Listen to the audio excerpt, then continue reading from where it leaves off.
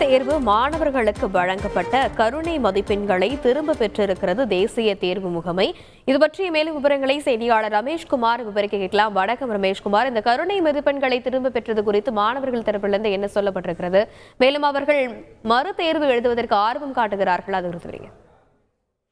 அதாவது நீட் தேர்வு எழுதிய 1563 மாணவர்களுக்கு வழங்கப்பட்ட கருணை மதிப்பெண்களை திரும்ப பெறுவதாக தேசிய தேர்வு முகமை அதிகாரப்பூர்வமாக அறிவித்துள்ளது. இன்று காலையில் தான் இது தொடர்பாக உச்சநீதிமன்றம் உத்தரவை பிறப்பித்தது. உச்சநீதிமன்றத்தில் இந்த உத்தரவை ஏற்று இது தொடர்பான அதிகாரப்பூர்வ அறிவிப்பை தேசிய தேர்வு முகமை வெளியிட்டுள்ளது. இந்த கருணை மதிப்பெண்கள் வழங்கப்பட்ட 1563 மாணவர்களுக்கு ஜூன் 23ஆம் தேதி மறு தேர்வு நடத்தப்படும் எனவும் தேசிய தேர்வு முகமை அறிவித்துள்ளது.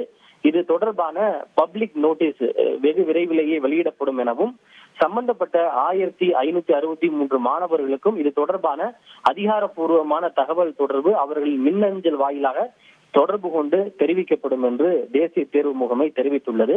அதாவது இந்த 1563 மாணவர்களும் கட்டாயம் மறுதேர்வு எழுதியே ஆக வேண்டும் என்று அவசியமில்லை.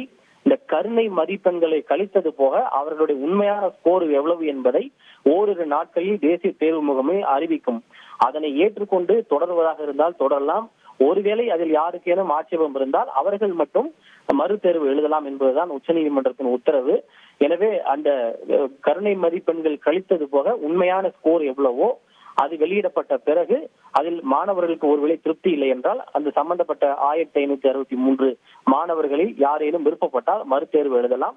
அவர்களுக்கு ஜூன் 23 மறுதேர்வு நடைபெறும்.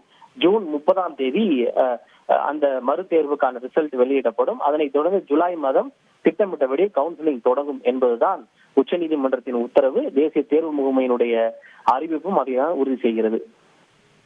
விரிவான விவரங்களுக்கு நன்றி ரமேஷ்குமார். செய்திகளை உடனுக்குடன் தெரிந்து கொள்ள உடனே சப்ஸ்கிரைப் பண்ணுங்க.